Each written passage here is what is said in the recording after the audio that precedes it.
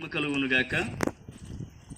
ప్రియమైన దేవుని ప్రజలారా, మీ అందరికీ మన రక్షకుడును ప్రభు అయిన యేసుక్రీస్తు ప్రశస్త ఘనమైన నామమున మీ అందరికీ శుభాలు వందనాలు తెలియజేస్తూ ఉన్నాం.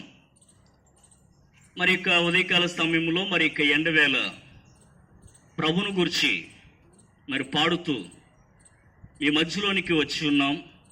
మీరందరూ కూడా ప్రభును గురించి పాటను విన్నారు. యేసు చావుంది సిలువలో నీ కొరకై నా కొరకై. ప్రియులరా, మీరు ఎప్పుడైనా ఆలోచన చేస్తున్నారా? అసలు యేసుక్రీస్తు ఎందు విషయమై దేవుడై ఉండి నరవతారిగా ఈ లోకంలోనికి వచ్చి సిలువ మ్రానుపైన ఘోర శ్రమలను పొంది మరణించున్నాడు అని ఎప్పుడైనా ఆలోచన చేస్తున్నారా? లేని ఎడల ఎప్పుడైనా ఆలోచన చేయండి. అవునండి, ఇందు విషయమై మరి లేఖనము సాక్ష్యం ఇస్తూ ఉన్నదే, నశించిన దానిని వెదకి రక్షించుటకు ప్రభు అని యేసుక్రీస్తు లేదు మనిషి కుమారుడి లోకంలోనికి వచ్చి ఉన్నాడని లేఖనము సాక్ష్యం ఇస్తూ ఉన్నది. ప్రియులరా, ఈ లోకంలో నశించిపోవచ్చున్నది ఏమిటి అని ఆలోచన చేస్తే మానవులమైనటువంటి మనమేనండి. అవునండి, ప్రతి ఒక్క మానవుడు జన్మను బట్టి కర్మమును బట్టి మొదలగు వాటి ద్వారా పాపము చేత పట్టుబడి ఉన్నాడు. ఇందును బట్టి ఏ భేదమును లేదు, మనుషులందరూ పాపము చేసి దేవుడు అనుగ్రహించు మహిమను పొందలేకపోతున్నారని, ఇట్టి మనుషులు మరణానికి శిక్షకును పాత్రులుగా జీవిస్తున్నారని లేఖనాలు సాక్ష్యమిస్తూ ఉన్నాయి.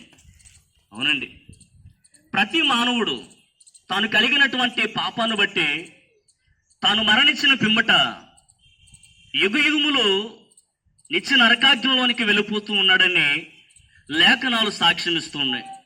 అయితే ప్రియులారా, మానవులు తాము కలిగి ఉన్నటువంటి పాపాన్ని బట్టి మరణించడం దేవుని చిత్తము కాదు. మనం నరకానికి వెళ్ళడం దేవుని చిత్తము కాదు. కాబట్టి దేవాది దేవుడైన యేసుక్రీస్తు వారే నరవతారిగా ఈ లోకంలోనికి దిగివచ్చి ఆయన అన్యాయపు తీర్పునందున వాడే సిలువ మ్రానుపైన ఘోరమైనటువంటి శ్రమలను పొంది ఉన్నారు. అవునండి, ప్రభువు యేసుక్రీస్తు వారు మన అతిక్రమ క్రియలను బట్టి గాయపరచబడి ఉన్నాడు. మన దోషములను బట్టి ఆయన నలగొట్టబడి ఉన్నాడు. ఆయన కాళ్ళు చేతుల్లో సేలులు దిగొట్టుబడి ఉన్నవి. ఆయన శిరస్సుకు ముళ్ళ కిరీటం నెట్టి ఉన్నారు. ఆయన ప్రక్కలు బల్లెపుతో పొడిచున్నారు. నేనా పాప శాపాల నిమిత్తమై ఆయన మోము పైన ఉమ్ములు ఇవ్వబడి ఉన్నవి. ఇట్టి ఘోరాతి ఘోరమైనటువంటి శ్రమలను యేసుక్రీస్తు వారు సిలువలో అనుభవించి ఆయన మరణించారు. ప్రభు చెప్పి ఉన్నారు, ఎవరునూ నా ప్రాణమును తీసుకొనలేరు. నా ప్రాణం నేనే పెట్టుచూ ఉన్నాను. నా ప్రాణం పెట్టుటకును తిరిగి తీసుకున్నట్టుకును నాకు అధికారము కలదని ప్రభు స్పష్టంగా చెప్పారు.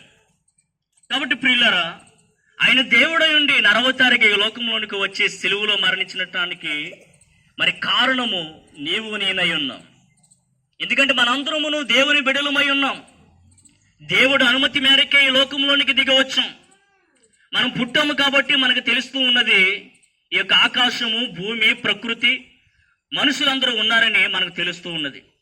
మరణించిన పిమ్మట మనకు తెలుస్తూ ఉన్నది పరలోక రాజ్యం ఉన్నదని, దేవుడు ఉన్నాడని, నరకము ఉన్నదని, ఇత్యాది విషయాలు మన మరణ పిమ్మట తెలిసేటువంటి పరిస్థితుల గురించి లేఖనాలు ఘోషిస్తూ ఉన్నాయి.